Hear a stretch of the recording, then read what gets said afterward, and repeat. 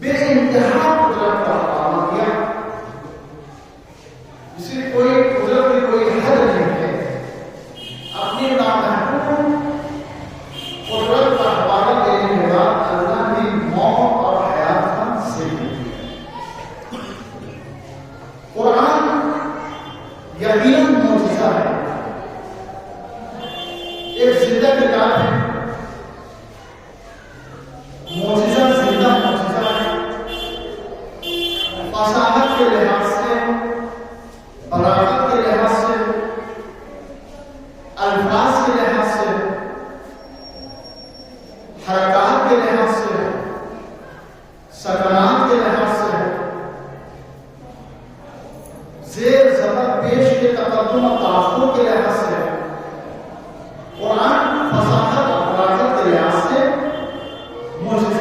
اس میں کوئی شک و شبے کی گنجائش نہیں ہے. یہ الگ بات ہے کہ امت محمدیہ کے پاس، امت محمدی کے پاس ایک زندہ کتاب قرآن کی معجزے کی شکل میں ہے، مگر امت والے قرآن سے دور اگر ہیں کہ یہ مفہوم رہے. لیکن یہ زندہ معجزہ ہے، قرآن ہمارے ہاتھ میں ہے، یہ شرف ہے. یہ الگ بات ہے کہ ہم قرآن سے دور ہیں اور قرآن کا کردار ہماری زندگی میں کہاں تک ہے یہ ہمیں نہیں معلوم. یہ ہم ہر ایک کو محسوس کرنا ہوگا کہ ہمارے معاملات کی زندگی میں قرآن کس حد تک شامل ہے ہماری روٹین میں. بہرحال اللہ نے اس سورہ ملک میں اپنی قدرت کاملہ کا حوالہ دینے کے بعد موت اور حیات کا ذکر کیا. اللہ نے محمد تبارک الذی بیدہ الملک وہو علی کل شیء قدیر، اور سوال اللہ نے فرمایا کہ وہو علی کل شیء قدیر الذی خلق الموت والحیات. الذی خلق الموت والحیات. ہم نے تو اب تک یہی سوچا تھا، آپ کا یہی نظریہ تھا، آپ کی یہی رائے تھی کہ اللہ نے زندگی کو پہلے بنایا اور موت کو بعد میں بنایا. ظاہر سی بات ہے، ہر انسان دنیا میں آتا ہے اور زندگی گزارتا ہے، بسر کرتا ہے. پھر ایک عمر کے بعد جب قضا اور قدر الہی کا تقاضا ہوتا ہے، مشیت الہی ہوتی ہے، تو پھر اس کا بلاوا ہے تو وہ چلا جاتا ہے زمین سے. کسی بھی انسان سے سوال پوچھے، آپ سے سوال کیا جائے، ہمارے سے سوال کیا جائے، لیکن اگر قرآن ہماری نگاہوں کے سامنے نہ ہو تو ہم اس کا جواب دینے سے قاصر ہیں. اگر آپ سے یہ سوال کیا جائے کہ جناب یہ بتائیے کہ اللہ نے موت کو پہلے پیدا کیا یا حیات کو پہلے پیدا کیا، تو ہر انسان کو یہ جواب دے گا، ہم آپ کو یہ جواب دیں گے نہیں سکتا. یہ کیا سوال ہے؟ اللہ نے پہلے حیات کو پیدا کیا، اس کے بعد اللہ نے موت کو پیدا کیا. تو یہ ہماری سوچ ہے یا آپ کی سوچ ہے، یا ہماری فکر ہے یا آپ کی فکر ہے، یا آپ کا عقیدہ ہے یا ہمارا عقیدہ ہے، یہ ہماری رائے ہے یا آپ کی رائے ہے کہ اللہ نے پہلے موت کو حیات کو پیدا کیا اس کے بعد موت. اللہ نے پہلے حیات کو پیدا کیا اس کے بعد موت ہے. ان سے پوچھا تو انہوں نے کہا نہیں، اللہ نے پہلے حیات کو پیدا کیا اس کے بعد موت ہے. جب تک میں نے قرآن نہیں پڑھا تھا تو میں نے یہی کہا کہ پہلے حیات ہے اس کے بعد موت ہے. آپ نے سنا نہیں تھا کسی خطیب یا لیکچر سے، تو آپ سے جو سوال کیا کہ یہ پہلے موت ہے اس کے بعد حیات ہے، تو آپ نے کہا نہیں، پہلے صاحب پہلے حیات ہے اس کے بعد موت ہے. ایسا کیسے ہو سکتا ہے کہ پہلے موت ہو اس کے بعد حیات ہے؟ تو آپ نے کہا کہ نہیں، پہلے حیات ہے اس کے بعد موت ہے. تو ہمارا آپ کا اتنا ان کا جس کا وہ نظریہ ہو وہ اپنی جگہ پر نظریہ ہے. اگر قرآن کا نظریہ کیا ہے؟ قرآن کا نظریہ یہ ہے کہ اے انسان، تم یہ سوچتا ہے کہ پہلے حیات ہے اس کے بعد موت ہے، مگر اللہ کہہ رہا ہے، قرآن میں کہہ رہا ہے تبارک الذی بیدہ الملک وہو علی کل شیء قدیر الذی خلق الموت والحیات. تم یہ کہتے ہو کہ پہلے حیات ہے اس کے بعد موت ہے. انہوں نے یہ کہا کہ نہیں، پہلے حیات ہے اس کے بعد موت ہے. ہم نے یہ کہا کہ پہلے حیات ہے اس کے بعد موت ہے. مگر ہمارا آپ کا اس کا جو بھی جس کا نظریہ ہو وہ اپنی جگہ پر ہے، مگر اللہ یہ فیصلہ دیتا ہے کہ نہیں، اے میرے بندے، یہ غلط فہمی میں نہ رہو کہ پہلے حیات ہے اس کے بعد موت ہے، بلکہ یہ یاد رکھو پہلے موت ہے اس کے بعد ہے.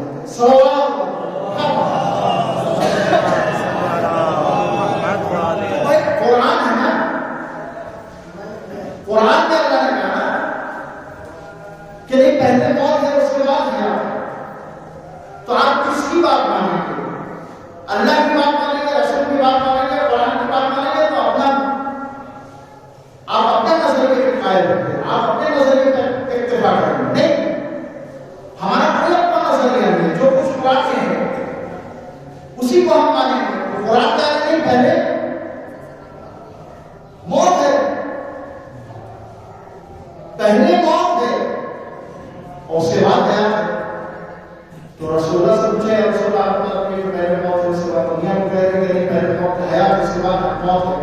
اور قرآن کہہ رہے ہیں پہلے موت ہے اس کے بعد ہے. تو رسول اللہ نے فرمایا کہ میں نے نماز کا حکم دیا، روزے کا حکم دیا، حج کا حکم دیا، شریعت میں جتنے بھی قانون ہیں، عمل کا حکم دیا، نماز کا حکم دیا، تو ہم سے یہ کہا کہ نماز پڑھو گے تو میں تمہیں ثواب دوں گا، گناہ مٹ جائیں گے، روزہ رکھو گے ثواب ملے گا، گناہ مٹ جائیں گے، حج کرو گے ثواب ملے گا، گناہ مٹ جائیں گے۔ جتنے بھی عمل شریعت میں ہیں آپ یہاں پر سوچ سکتے ہیں، کسی بھی عمل کے لیے یہ نہیں کہا کہ فلاں عمل کو انجام دو گے تو تمہیں حیا دوں گا۔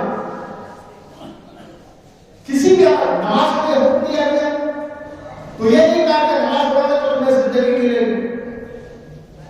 روزے کا حکم دیا گیا تو یہ نہیں کہا گیا کہ تم روزہ رکھو گے تو تمہیں زندگی ملے گی۔ حج کا حکم اس لیے نہیں کیا کہ تم حج کرو گے تو زندگی ملے گی، نہیں۔ شریعت میں کوئی بھی عمل ایسا نہیں ہے کہ جہاں حکم دیا گیا ہو کہ بڑا عمل کو انجام دو، چاہے نماز، روزہ، حج، زکات، جہاد کتنے بھی، یہ نہیں کہا گیا کہ بڑا عمل کو انجام دو گے تو تمہیں زندگی ملے گی۔ ہاں ایک عمل ہمیں نظر آیا جہاں رسول اللہ نے وعدہ کیا کہ اگر اس عمل کو تم انجام دو اور میں تمہیں زندگی نہ دے دوں تو مجھے رسول نہ کہنا، اللہ من مات علی حب آل محمد مات شہیدا، صلوات۔ کوئی عمل نہیں۔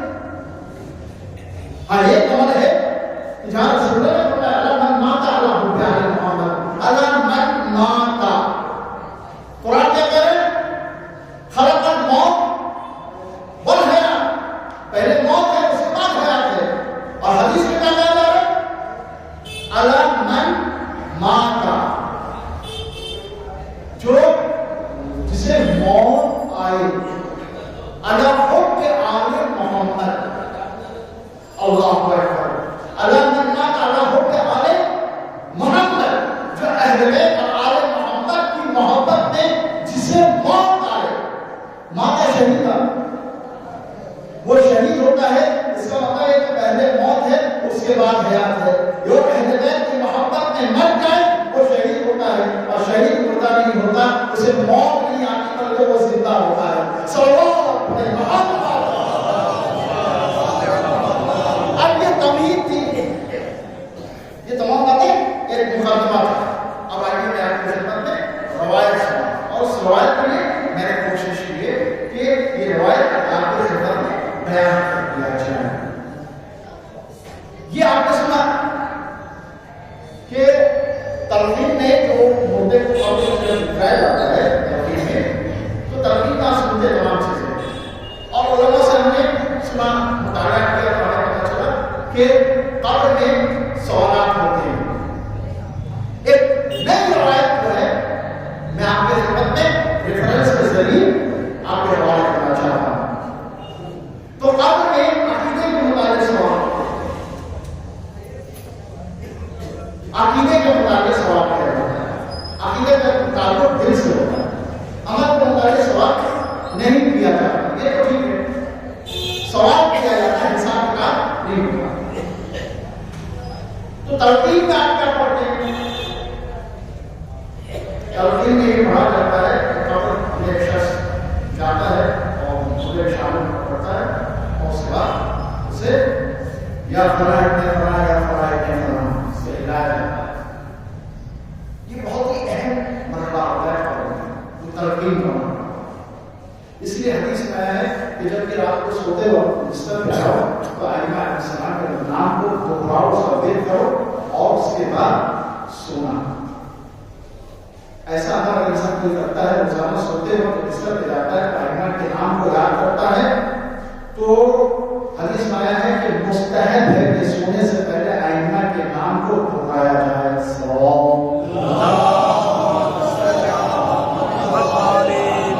ایسا کہتے ہیں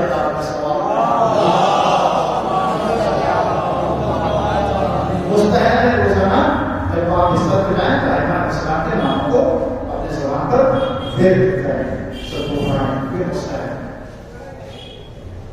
تو قبر میں بتایا گیا کسی طرح کہ یا فلاں ابن فلاں، جیسا عطا کر ملکان المکرمہ، وسألک من ربک ما دینک ما کتابک من نبیک ما قبلتک ومن امامک۔ یہ بنیادی سوالات تلقین میں مردے کو مخاطب کر کے اس کے تلقین کی جائے اور اس کو جواب بھی بتایا جاتا ہے. ظاہر سی بات ہے مسئلہ تلقین میں یہ ہے کہ تلقین میں مردے کو مخاطب کر کے کہا جاتا ہے، انفارم کیا جاتا ہے کہ تمہارا جو ہے امتحان ایسے ملے گا کہ یہ سوالات ہوں گے. تو ظاہر سی بات ہے جس کو یہ بتایا جائے کہ یہ سوالات ہوں گے اس کو جواب آلریڈی معلوم ہے.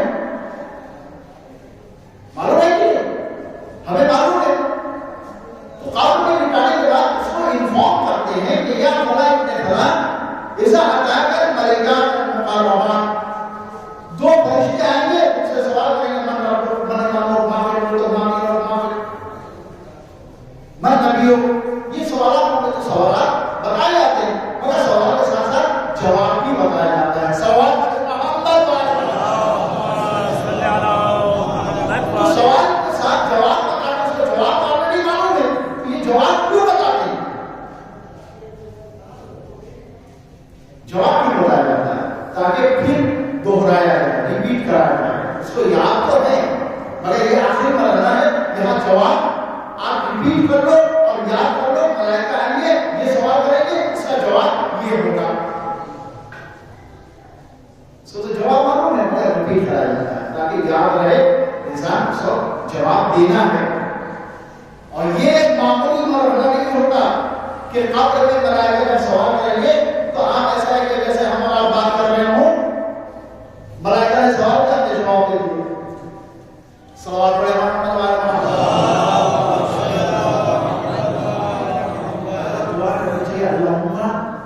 ان اصل کو حسن الخاتمہ اور یا اس نے خاتمہ عطا کرنا اور قبر کے مرحلے کو ہمارے لیے. یہ آپ ایسے نہیں سوچیے اس لیے ہم نے کہا مولانا نے یہ بیان کیا فوٹو میں فرشتے آئے اس کا جواب یہ ہے. ملائکہ نے سوال کیا اور کامن مسئلہ حل ہو گیا، انہوں نے سوال کیا ہم نے جواب دیا. ہاں کبھی کبھی ایسا ہوتا ہے کہ جب امتحان میں کوئی اسٹوڈنٹ جاتا ہے، طالب علم جاتے ہیں امتحان دینے کے لیے تو سب کچھ یاد ہوتا ہے مگر پرچے جب دیکھتے ہیں تو سب کچھ بھول بھی جاتا ہے. دہشت اس پر خوف ایسا تعلیم ہوتا ہے، سب بھول جاتا ہے. راتوں رات جا کر اس نے محنت کیا، پوری کتاب اس نے پڑھ لی مگر عین وقت جب امتحان نہ میں گیا سب بھول گیا. اسی لیے حدیث میں آیا قبر کے مرحلے کو آسان ہوگا. ایسا نہیں ہے کہ فرشتے آئے انہوں نے سوال کیا آپ کے پر اس کا جواب دے دیا مسئلہ حل ہو گیا. کبھی کبھی ایسا ہوتا ہے سوال بھی ہوتا ہے آپ کے ذہن میں بھی ہے مگر زبان میں نہیں آ رہا ہے. اسی لیے دعا پروردگار میرے لیے قبر کے مرحلے کو آسان. یہ سوالات ہو گئے. اب روایت مولانا چاہنے والا احمد نشیب ہونا ہے یہ اللہ تعالیٰ بڑا شرف ہے.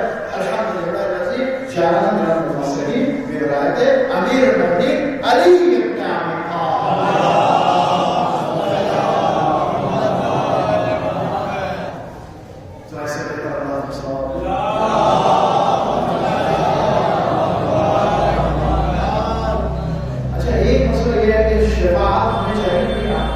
ابی شفاعت کے قائل. ہم چاہتے ہیں کہ ہماری روز قیامت میں پرموشن، ہم چاہتے ہیں آپ بھی چاہتے ہیں سب چاہتے ہیں اور چاہنے والے ہم امیدوار ہیں کہ ہماری شفاعت روز قیامت اہل بیت کریں گے کہ ہمارا ماننا ہمارا عقیدہ ہمارا ایمان. مگر ایک حدیث جب میں پڑھتا ہوں مجھے تو مایوس ہوتی ہے. جیسا کہ امام شافعی صاحب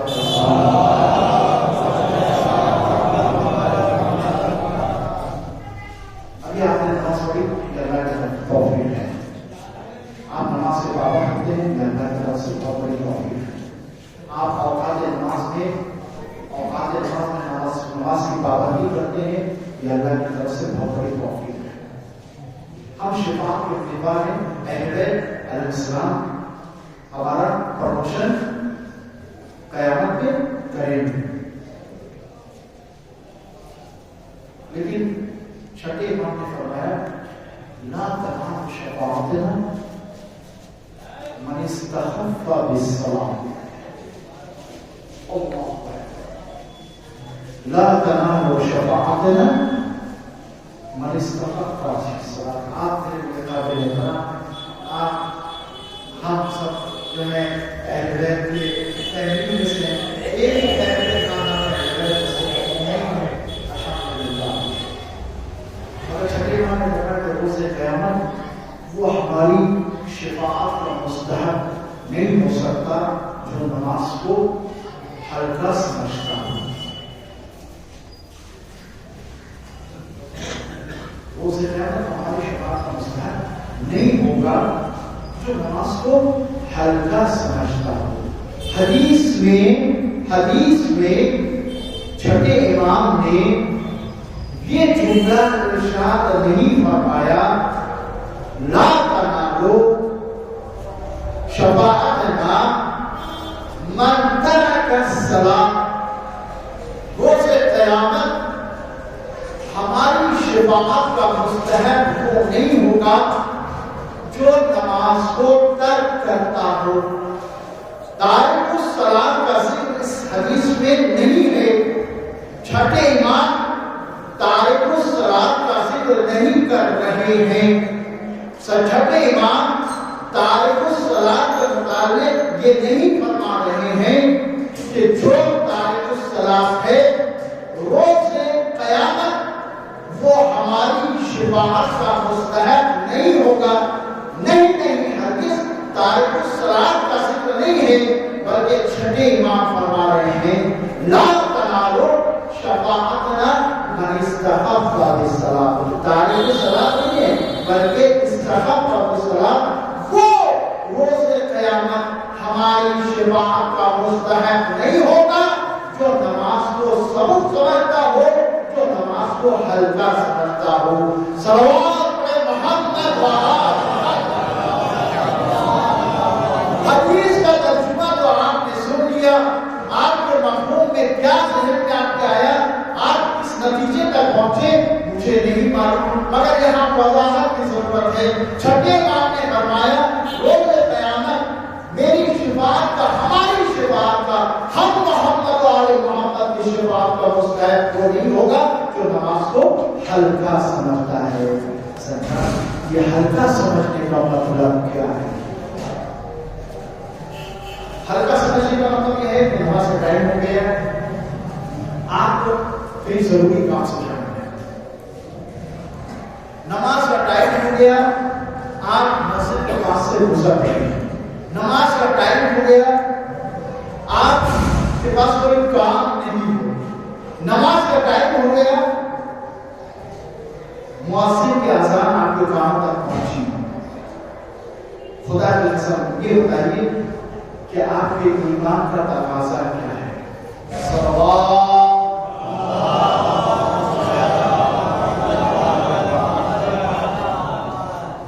اگر اذان ہو رہی ہے گھر پہ بیٹھے ہیں، اگر اذان ہو رہی ہے راستے میں بیٹھے ہیں، اذان ہو رہی ہے چوراہے پہ بیٹھے ہیں، اذان ہو رہی ہے ہم دوستوں کے ساتھ بیٹھے ہیں، اذان ہو رہی ہے تو ہم جو ہے دنیا کے کاموں میں مصروف ہیں اور اذان کی آواز سن کر ہم نے نماز کا اہتمام نہیں کیا. یہ نہیں ہے کہ آپ مسجد میں جائیں گے. ٹھیک ہے اگر مسجد میں آپ نماز پڑھ جاتے ہیں یہ مستحب معتبر ہے کہ مردوں کی مسجد، مردوں کی نماز کی جگہ مسجد ہے، عورتوں کی نماز کی جگہ اس کا گھر ہے. آپ اس کو طرح سے گھر میں نماز پڑھیں ٹھیک ہے، لیکن آپ نماز پڑھ رہے ہیں مسجد میں آ جائے تو ثواب اضافہ ہو گیا. ٹھیک ہے مسجد میں آ جائے تو ثواب اضافہ ہو گیا. نہیں آئے گھر پہ آپ نے ایٹ اے ٹائم اسی وقت نماز پڑھ لی. لیکن چھٹے امام یہی بتانا چاہتے ہیں اگر اذان کی آواز ہوئی تمہارے پاس وقت ہے اہتمام نماز نہیں کیا، اس کا مطلب ہے کہ تم نے نیگلیکٹ کیا، نماز کو نظر انداز کیا، نماز کی اہمیت کے قائل نہیں ہوئے. تم نے کہا ابھی میرا موڈ نہیں ہے، تھوڑی دیر بعد میں پڑھ لوں گا، آدھے گھنٹے بعد پڑھ لوں گا، عصر سے پہلے پڑھ لوں گا، یا ظہر اور عصر کی نماز عصر کے ساتھ ملا کر پڑھ لوں گا، ابھی میرا موڈ نہیں ہے. جیسے ہوتا ہے کہ آپ نے نماز کو ہلکا سمجھا. چھٹے امام ایسی افراد کے لیے ہمارے لیے فرما رہے ہیں کہ جو تم اگر اذان کی آواز ہمارے کانوں میں آئی اور تم نے نماز کا اہتمام نہیں کیا تو تم کو ہم روز قیامت تمہاری شفاعت نہیں کریں گے، اس لیے کہ تم نے اذان کی آواز سنی اور کلمہ میں تم نے اعتماد نہیں کیا، نماز کو تم نے سبق سمجھا، لہٰذا میں روز قیامت تمہاری شفاعت نہیں کروں گا، چاہے آپ کچھ بھی کہیں۔ یہ چھٹے امام جعفر صادق علیہ السلام نے فرمایا ہے۔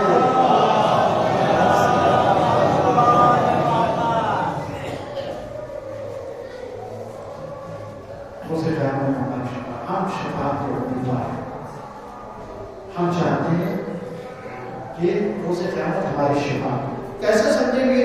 کیا مولا یہ بتائیے کہ یہ تو حدیث میں نے ہم نے سن لی ہے، من استخف بالصلاۃ، روز قیامت ہماری شفاعت کا مستحق نہیں ہوگا جو نماز کو ہلکا سمجھتا ہے۔ یہ تو بات ہو گئی، ٹھیک ہے نا؟ اب ہمارے طرف سے کوئی اینالائز نہیں ہے، ہم کوئی علامت نہیں بتائیں گے کہ کون وہ افراد ہیں کہ جو نماز کو ہلکا سمجھتے ہیں۔ یہ حدیث چھٹے امام جعفر صادق علیہ السلام نے بتایا،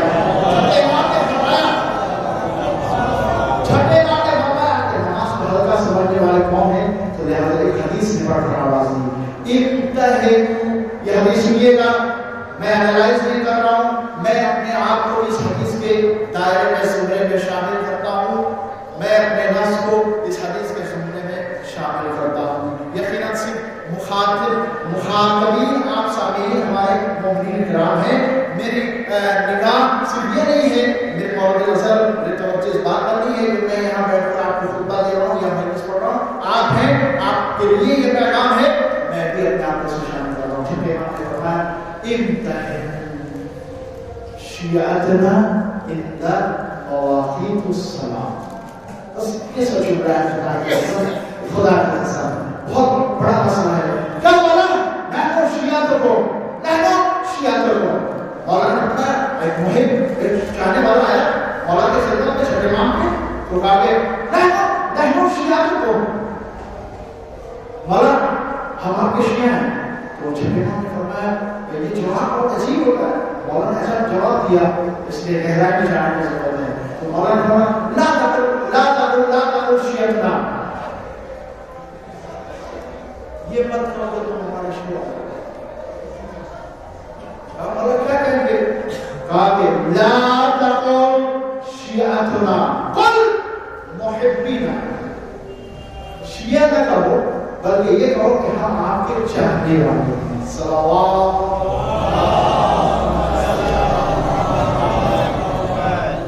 ویسے بہتر انداز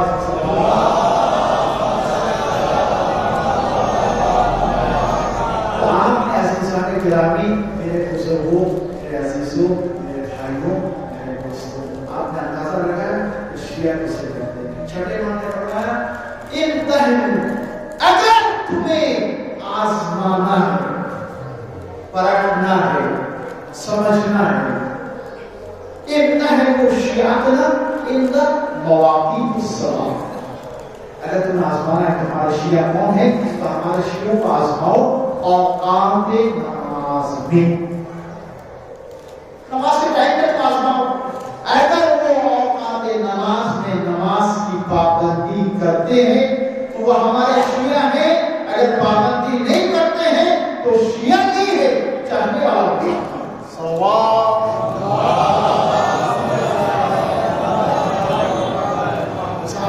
چاہنے والے میں شیعہ میں زمین اور آسمان کا فرق ہے۔ اب آئیے ولایت مولا کائنات امیر المومنین علی بن ابی طالب،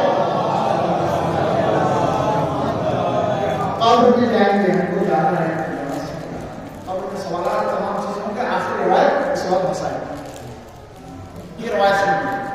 حالانکہ اس کے علاوہ بھی روایت ایک اور میں نے یادداشت کیا ہے، اس میں مجھے سے شامل کریں۔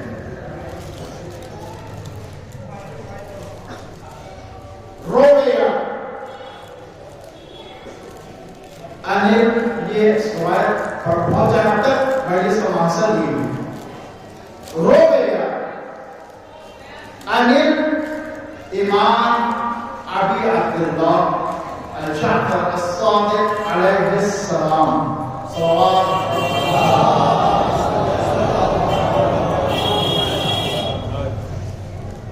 يسأل الميت في قبره میں یاد کر کے ایسے ہی پڑھ سکتا ہوں، مگر اس طرح پڑھنے کا جو مزہ ہے وہ الگ ہے، ترجمہ کر کے اور عبارت پڑھ کے ریفرنس کے ساتھ۔ یہ اصول کافی کی روایت ہے، جلد نمبر 3 صفحہ نمبر 242 242 جلد نمبر 3 اصول کافی۔ یسر المیت فی قبرہ، میت سے قبر میں سلام کیا جائے۔ انخاب سے 5 چیزیں کو بتائیں، یہ 5 چیزیں اپنا لیجیے انشاءاللہ۔ ان صلاتہ،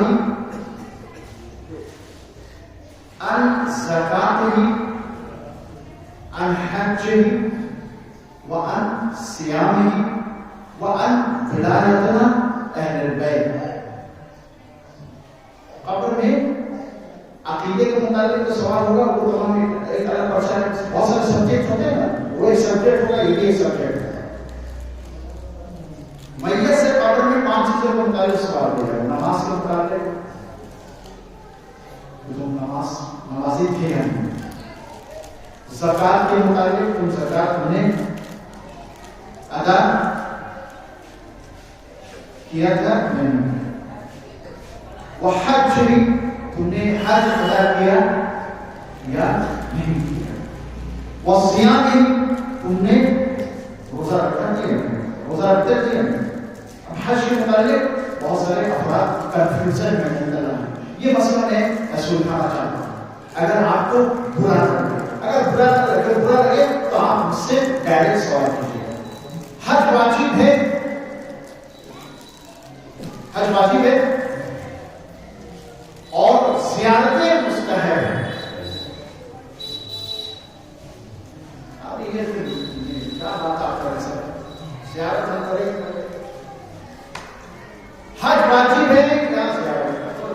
کسی بھی حدیث میں نہیں ہے کوئی اگر زیارت کیے بغیر مر جائے تو وہ معذرت کیسے موت کرے اس نے بتانا نہیں۔ لیکن حج کے متعلق یہ ہے کہ اگر کسی پر حج واجب ہو اور اس نے حج نہ کیا ہو، ماتا یہودیا اور نصرانیا، اللہ اکبر، اگر کسی پر حج واجب ہوا ہو اور مستطیع ہے اور اس کے باوجود اس نے حج نہیں کیا اور مر گیا تو اس کی موت یا یہودی کی موت ہوگی یا نصرانی کی موت ہوگی۔ صلوات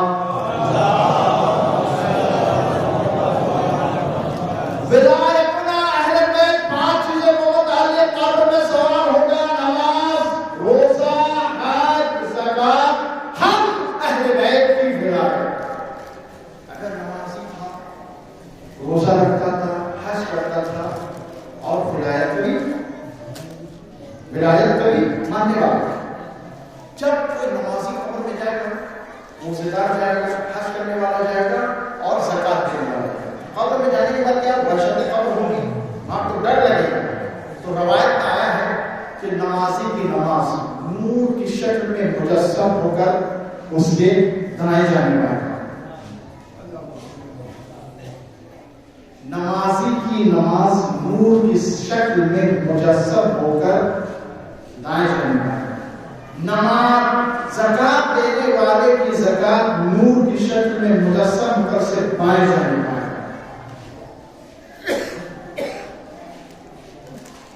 حج کرنے والے کا حج نور کی شکل میں مجسم ہو کر اس کے پائے کی طرف آئے گا۔ روزہ رکھنے والے کا روزہ نور کی شکل میں مجسم ہو کر اس کے مسلسل میں پائیں گے، مسلسل میں آئے گا۔ تو اس طرح کیا ہے، قبر کے 4 کونوں میں 4 مجسم نورانی شکلیں جو قبر کی تاریکی میں آپ کی مونس و غمخار اور رفیع ہیں، یعنی پورا قبر نور سے منور ہوا۔ ان تمام 4 نور، نور نماز، نور زکات، نور روزہ، نور حج مجسم ہو کر اس قبر میں آئے گا۔ اور ان 5 نور میں سب سے زیادہ نورانی شکل میں مجسم ہو کر ہماری اور آپ کی ولایت مولا کائنات امیر المومنین علی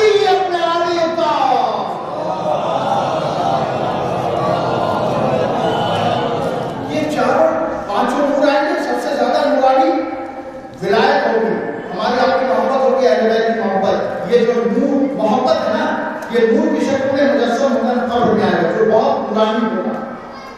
اچھا نورانی ہوتا ہے تو صاحب قبر اس نورانی شکل کو دیکھ کر ایک مرتبہ سوال کرے گا. صاحب قبر اس نورانی شکل کو دیکھ کر ایک مرتبہ سوال کرے گا، آپ کون ہیں ان تمام نور میں سب سے زیادہ؟ آپ کا نور تو ایسا ہے کہ آنکھیں چوندھا نہیں ہے، دکھائی نہیں دے رہا ہے، آپ کون ہیں؟ تو اس نور سے جواب آئے گا، ہم تمہاری ولایت ہیں، ہم تمہاری وہ محبت ہیں جو اہل بیت کے لیے تمہارے دل میں تھی. سوال اب یہ نور نے اپنا انٹروڈکشن کرا دیا. اب یہ نور نماز سے مخاطب، نور زکات سے مخاطب، نور حج سے مخاطب، نور روزے سے مخاطب. اے نور حج، اے نور زکات، اے نور، اے نور، یہ نور سے مخاطب. اے نماز، اگر اس کے نماز میں کوئی کمی نہیں، اے روزہ اگر اس کے روزے میں کوئی کمی نہیں، اے حج اس کے حج میں اگر کوئی کمی نہیں، اے روزہ اس کے، اے زکات اس کے زکات میں کوئی کمی نہیں، تو میں ہدایت ہر کمی کو دور کرنے والا ہوں. میں اگر نماز میں کمی رہ گئی تو کمی کا جبران میں کروں گا، روزے میں کمی رہ گئی تو روزے کا جبران میں کروں گا، حج میں کمی رہ گئی تو حج کا جبران میں کروں گا، زکات میں کمی رہ گئی تو زکات کا جبران میں کروں گا. یہ ہے ہدایت امیر المومنین نبی پاک علیہ السلام.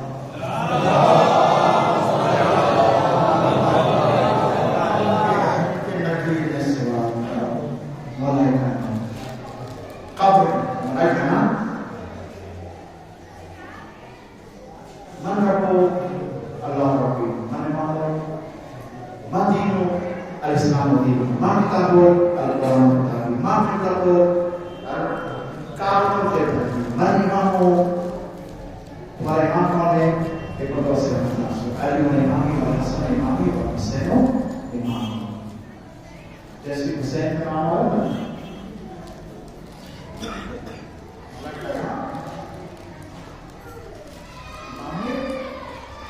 حسین کا جیسے نام آیا خوش نصیبی ہوتی ہے کہ ہم نے جب دنیا کی آنکھیں کھولی تو ہم نے اپنے آپ کو ماتم کرتا پایا. خوش نصیبی ہے ہماری آپ کی کہ ہمارے والدین نے ہماری طہارت میں باقی کا اتنا خیال رکھا، ہمارے بیت کے عمل سے واپس آ. خوش نصیبی ہمارے آپ کی کہ ہمارے دل میں اہل بیت کی محبت، یہ شرف اور انتخاب اللہ کی طرف سے ہمیں عطا. حسین علی امامی اور حسین امامی قبر میں مولا کائنات موجود ہیں. سوال جب ہوا تو اس نے کہا کہ حسین امامی، حسین ہمارے امام ہیں. پتہ نہیں، معلوم نہیں، جیسے صاحب قبر نے حسین کا نام لیا، حسین کے نام سے یہ آشنا تھا. جیسے حسین کا نام آیا یہ قبر میں صاحب قبر گریا کرنے لگا، ہائے حسین ہائے حسین ہائے حسین ماتم کرنے لگا، اس کی آنکھوں سے آنسو جانے لگے. اور جیسے وہ رونے لگا ہائے حسین فریاد کرتے ہائے حسین ہائے حسین، تو مولا کائنات بھی گریا کرنے لگی.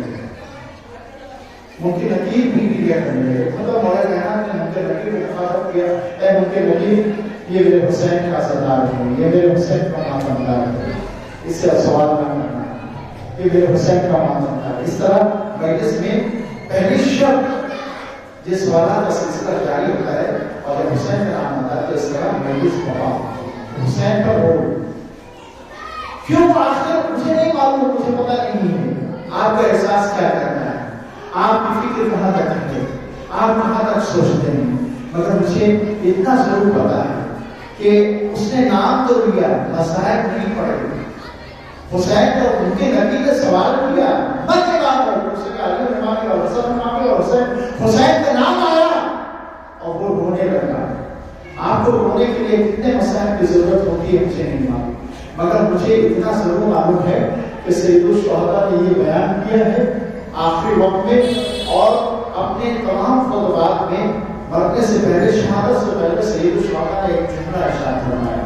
وہ جانتے تھے، انجام شہادت کو جانتے تھے، احوال شہادت کو جانتے تھے، کیفیت شہادت کو جانتے تھے، اور اسی لیے تو مولا نے اس بات کے ساتھ کیا، انا قتیل العدل لا یسکنی الا مومن الا استعدھا. میں وہ کشتے گریا ہوں، میں وہ کشتے گریا ہوں جسے تڑپا تڑپا کر، رلا رلا کر 3 دن کا بھوکا پیاسا گھوڑے کی سونگ سے بے دردی سے رونا گیا، اس کے جسم سے لباس کا اتار دیا گیا، جسے تڑپا تڑپا کر رلا رلا کر شہید کر دیا گیا.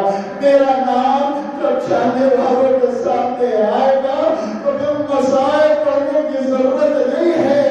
اپنے تصور کو ذرا کربلا میں لے جائیے، کیفیت شہادت ابا عبداللہ کو اپنے نظر کے سامنے لائیے تو رونے کے لیے کافی ہے. تبھی تو قبر میں جب حسین کا نام آیا تو صاحب قبر کے لیے آ کر کے لگا مولا کائنات نے فرمایا اے منکر نگیر، یہ میرے حسین کا ماتم دار، یہ میرے حسین کا عزادار، یہ میرے حسین کا نوحہ کرنے والا، یہ میرے حسین کا مسائل سن کر آنسو بہانے والا. عزاداروں، جزا آپ کو رسول خدا کی دیں گے. حسین پر رونے کی جزا اور انعام رسول خدا سے بھی آپ کو ملے گا. امام حسن بھی عطا فرمائیں گے، مولا کائنات بھی آپ کو رونے کی جزا حسین پر دیں گے، امام حسن دیں گے. مگر عزیزو، امام حسین بھی عطا فرمائیں گے. اسی لیے تو حدیث پایا من بکا علی الحسین او ابکا او تباکا وشبت لہو الجنہ. جو حسین پر روئے، رونے کی جیسی صورت بنائے، روئے رلائے اور رونے جیسی صورت بنائے، اس پر جنت واجب ہے.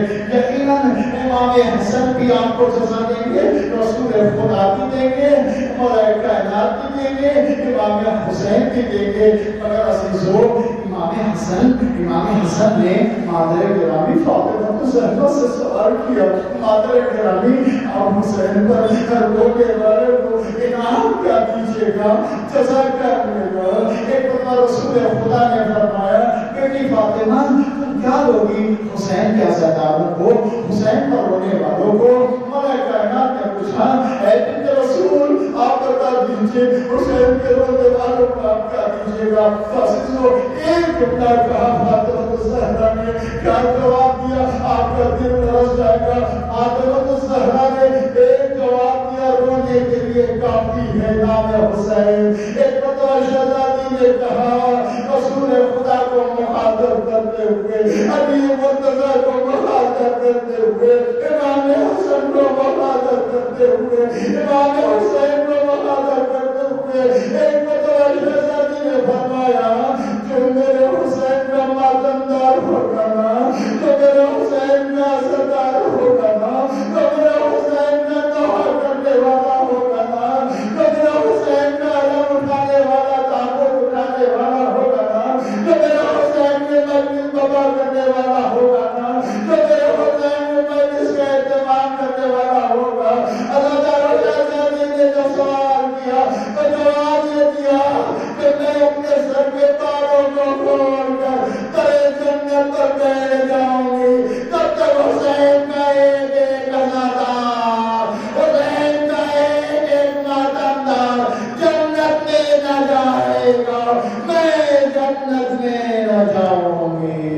واہ حسین، واہ محمد، واہ علی، سیار الذین سلموا علیہم بارک اللہ اس طرح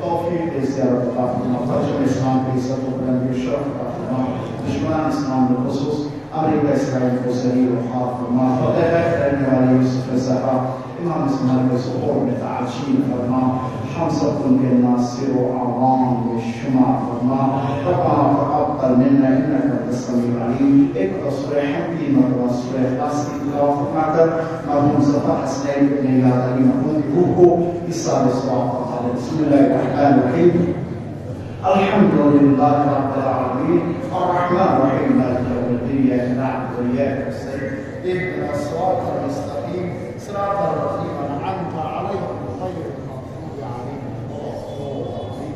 بسم الله الرحمن الرحيم، اللهم صل على محمد.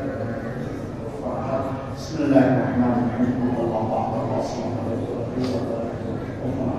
بسم الله الرحمن الرحيم، الله أعلم الصلاة ولم يكن له كفوا أحد. وإلى رسول الله صلى الله عليه وسلم أحسن بيانا وهم كل سحرنا إلى أن الحق فاطمة الزهراء وعظيم وقال فتنها والسر المستوطن فيها، ربنا تقبل منا إنك أنت السميع العليم.